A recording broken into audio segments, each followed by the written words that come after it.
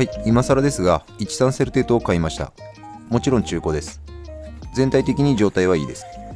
巻いた時に若干シャリ感があるかなってぐらいです。シャリ感の原因を見ながらオーバーホールもしますが、それは別の動画にします。今回は外観で一番気になったスプールを加工します。印字はほとんど剥がれているので、どうせなら表面まで磨きます。ハンドルノブとリールスタンドが別メーカーのものがついてますが、こちらもシルバーにします。スプールは当然外して実施します。ダイワのロゴがうっすら残っていました。ノブはゴメクサスでした。素材はアルミで、表面処理は赤色のアルマイトです。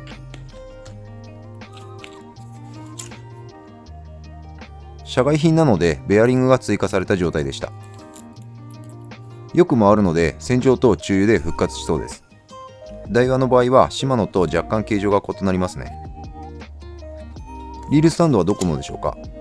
お守りくんだと思いますが、ノブと同じくシルバーにします。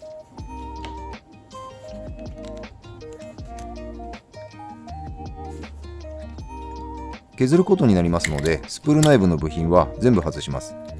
ドラグワッシャーやベアリングに鉄粉が入ったら厄介です。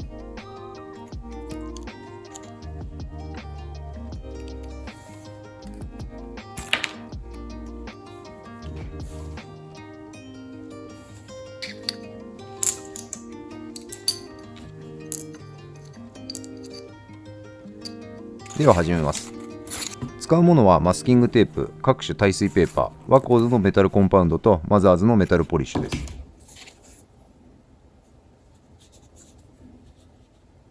マスキングは金の部分に傷がつかないようにするためです。メタルコンパウンドやメタルポリッシュもピカールで代用はできると思います。ちなみにこの作業は相当大変です。普通のアルミなら簡単ですが、スプールは硬質アルマイトで表面処理されているので全然削れません。時間がかかりすぎるのと表面のコードや耐腐食性が落ちてしまうので、実施する場合は覚悟した方がいいです。サンドブラストで一気に剥がしたいところでしたが、金色を残したいので一生懸命ヤスリで削ります。私は200番から始めました。アルマイトが削れると本当のアルミの色が出てきます。200番で削った直後は全然ツヤがありません。ヘアラインのように無数に傷がある状態です。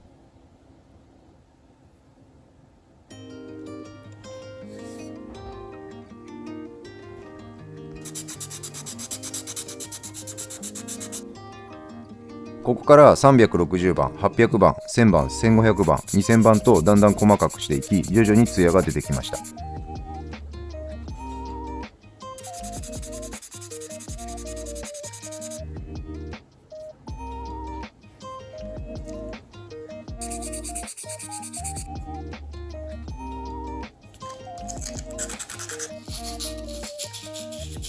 リールスタンドとハンドルノブはめんどくさくなりました。この2つの部品は全ての色を剥がすので、後ほど薬剤使って剥がします。お待たせしました。ここから一気に鏡面になります。まずはワコーズのメタルコンパウンドを適当なウエスにつけてひたすら磨きます。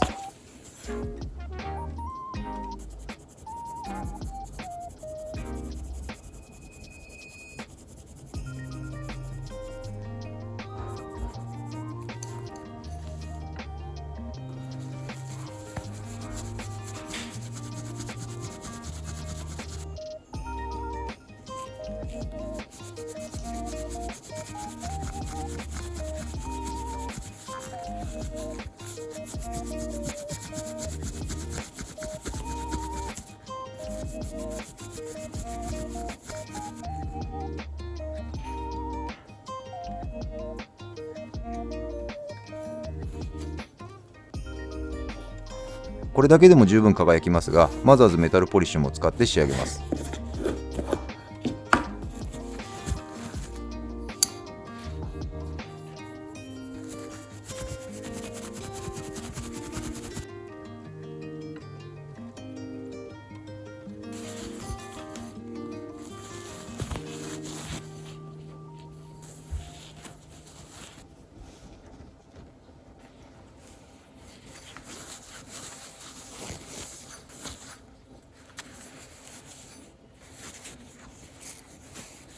正直あまり変わってない気がしますが、どうなんでしょうか。まだ若干ミクロの傷がありますが十分です。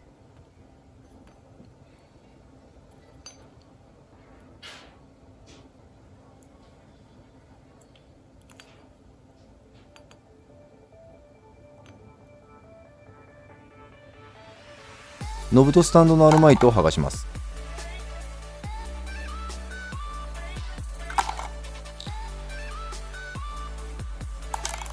使うのはパイプユニッシュです。ご家庭にあるかもしれない排水管の詰まりを取り除く液体です。原液を部品が浸かるまで入れて、そのまま放置しておけば徐々に色が抜けていきます。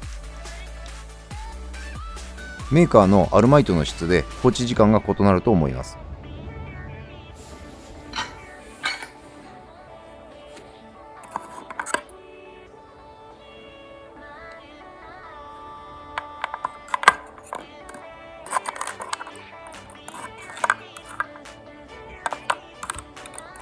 リールスタンドは20分ぐらいで取れました。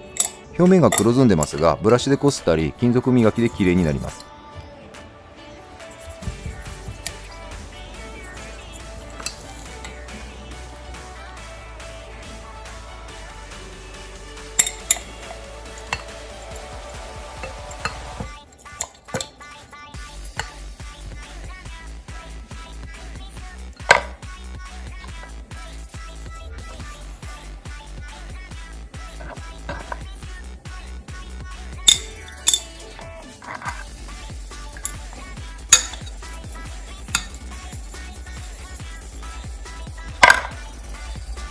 ノブは結局1時間ぐらい放置したらご覧の通り真っ黒になってしまいました。ここまでになるとブラシでは完全に綺麗になりませんので、耐水ペーパーで簡単に磨きました。一からヤスリで磨くよりは楽です。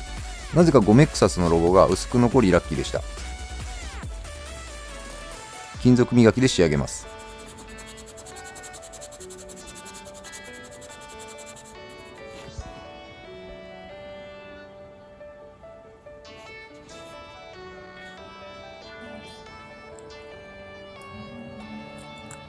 カッティングシートでダイワのロゴを貼って完成です。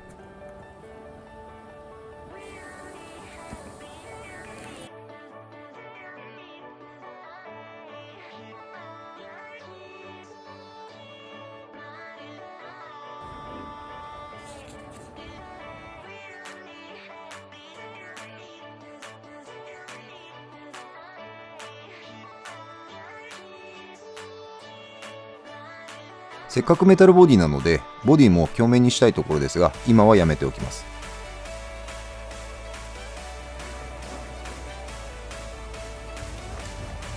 このリベリオに合わせるためだけに金色を残したので大きな変化はありません。それでも人とはちょっと違うセル程度になり満足です。ただコードも耐腐食性も下がりデメリットの方が大きいので、個性を求めないなら推奨はしません。